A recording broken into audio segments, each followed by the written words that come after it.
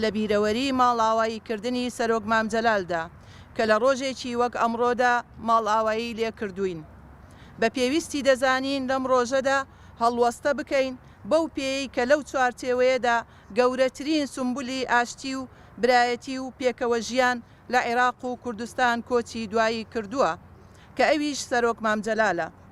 ئێمە نوێنەری پێکهاتەکان لە کەرکووک کە گوزارشت لە نوێنەرایەتی پێکهاتە و نەتەوە و ئاین و ئاینزا جیاجیاکان دەکەین لەم بۆ نەخەمناکەدا پرسە و سەرخۆشی خۆمانتان بۆ دەردەبڕین.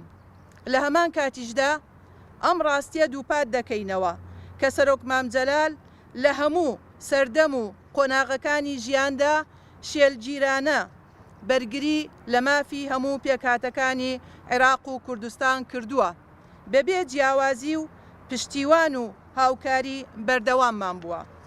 في ذكرى رحيل الرئيس الخالد مام جلال وفي مثل هذا اليوم لە سێمین ساڵیادی ماڵئاوایی سەرۆک مامجەلال پێویستە لەو ڕاستیە تێبگەین کە گەورەترین ڕەمزی ئاشتی و پێکەوە ژیان و برایەتیمان لە عێراق بەگشتی و هەرێمی کوردستان بە تایبەتی لەدەستدا. ئێمەش وەک نوێنەرایەتی پێکهاتەکانی کەرکووک سەرخۆشی لە خۆمان و هەموو عێراقیەکان دەکەین و تەکیدیش لەوە دەکەینەوە کە سەرۆک مامجەلال پارێزەری هەموو پێکهاتەکانی کەرکووک و عێراق بووە.